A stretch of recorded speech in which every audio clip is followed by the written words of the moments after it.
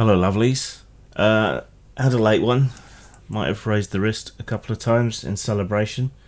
Inside me are two wolves, Monster and Whiskey. I'm just glad to see the back of these shower of fornicating vaginas. I remember 1997, and I remember being jubilant. Of course, that was after Thatcher and Major, and Labour were coming in with a far more ambitious programme of change and repair and restoration that went quite well up until the Iraq War and the 2008 financial crash, neither of which they really had that much to do with causing.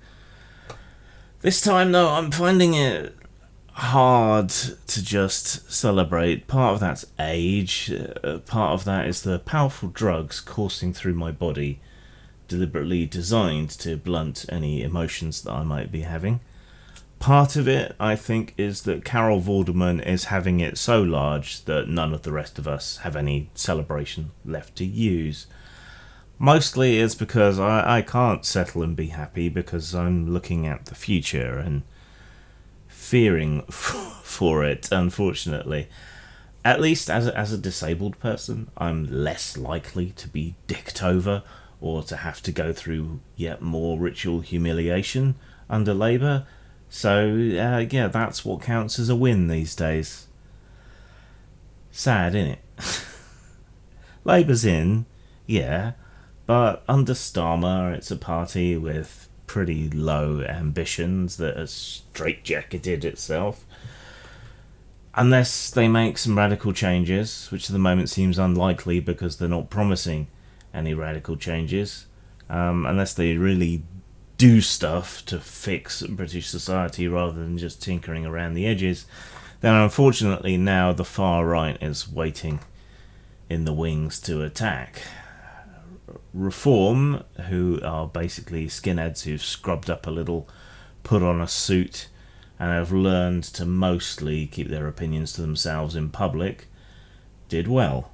Not as well as we feared from the exit polls, where they were predicted to get 13 seats, but unfortunately they did get some seats, and we're going to have to put up with the Farage song and dance routine heading into Parliament, and the thought of his smug, plurodelineous face, that's a posh way of saying newt-like, the thought of that being on the more regular news cycle constantly makes me bilious.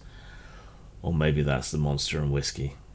But here's some threads that have interested me watching this election and these results unfold. Thing the first. First past the post isn't fit for purpose. That's hardly a revelation to anybody. I've thought it almost as long as I've been politically aware. We need proportional representation. And yeah, it would probably give Reform more seats. But democracy is supposed to represent and reflect the will of the people, who they want representing them. And this doesn't, especially since the advent and the power and the force of political parties has completely overridden any sort of local representation argument that used to exist. This system does not represent or reflect the will of the people. Of course, it doesn't actually show us what the will of the people is, because most people don't feel free to make the vote that they want. They make the vote that they need against whoever they consider to be the greater evil, which this time around was the Conservatives. However, Labour have an enormous majority, despite not actually moving the needle that much in terms of their overall vote share. However, having won this enormous stonking majority under first past the post, it's extremely unlikely that they'll back any sort of voting reform towards proportional representation. Though constitutional change is not completely off the agenda with Labour, they plan to do some tinkering with the Lords, and they want to lower the voting age to 16, both of which will help progressive parties. and a more progressive agenda in Parliament than the Lords, but it remains to be seen. Now, the Labour Party is really keen on proportional representation. Those who sort of look at the broader picture are pretty keen on proportional representation, and all the minor parties are quite keen on proportional representation. But the trouble is the party duopoly at the top, Conservative or Labour, they're just not, because first past the post eventually seems to return them with a big majority. So why would they want to give that up? Well, democracy. But there was a big tactical voting move this time around, big tactical voting push that could be translated into a big popular pro-proportional representation movement. We can hope, but I've been here before. Labour claimed to be for proportional representation before 97 and then quietly forgot about it afterwards. Thing 2. The Muslim vote in large part abandoned Labour in the same way that the hard right vote abandoned the Tories, despite them being the furthest right the Tories have been since Thatcher, and possibly more hard right than Thatcher was. Why has the Muslim vote abandoned Labour? Why has the racial minority city vote abandoned Labour? Because of Israel and Gaza. And Labour has taken a relatively hard line, slightly softer than the Conservatives, in favour of Israel and against Gaza and the Palestinians. Largely, I think, because of the accusations of anti-Semitism that have dogged them so much previously under Corbyn, however fair or unfair those accusations might be. That'll be on their mind in 5 years or so when we have another election. But let's hope things calm down in the Middle East by then. I mean, it's only been, 1.5 millennia of strife over there. Should be calming down any minute now, right? Thing the third.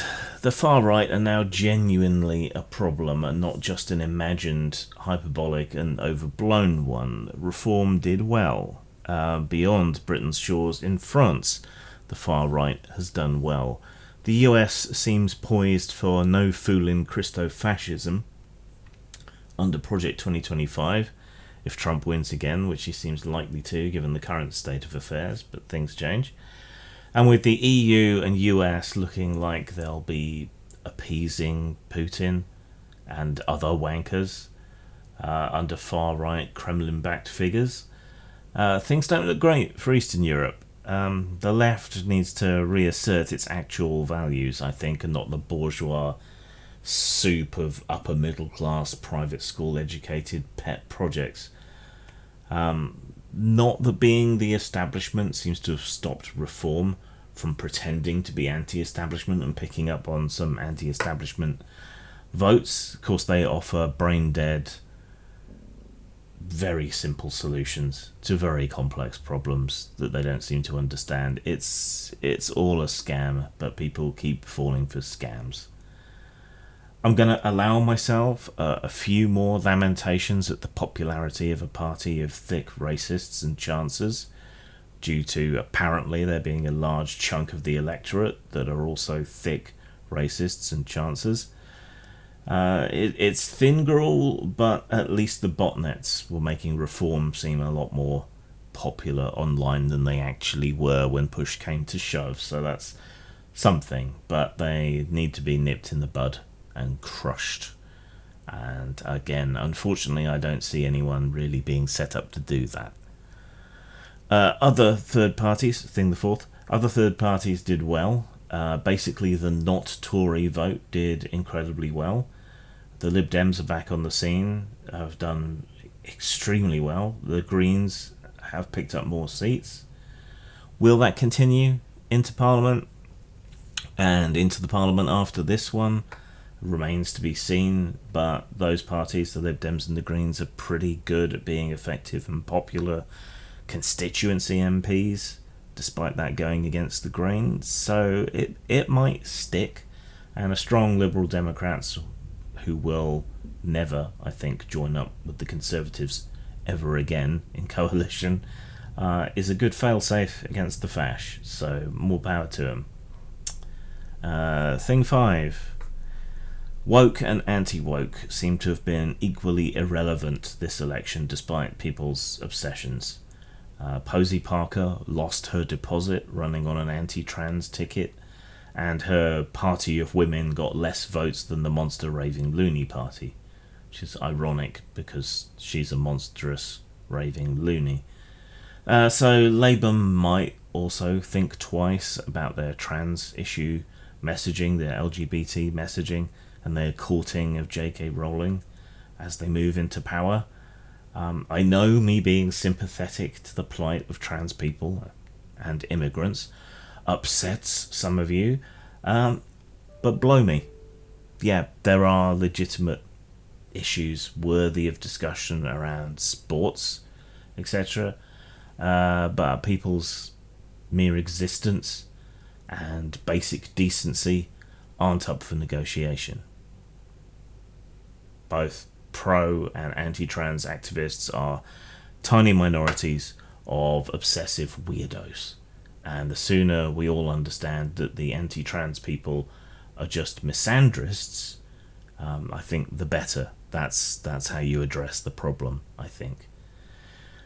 I'm trying to be hopeful, but as my therapist always told me, I'm a second and third order thinker, so I worry and I look further down the line at the effects of the effects and the effects of the effects of the effects.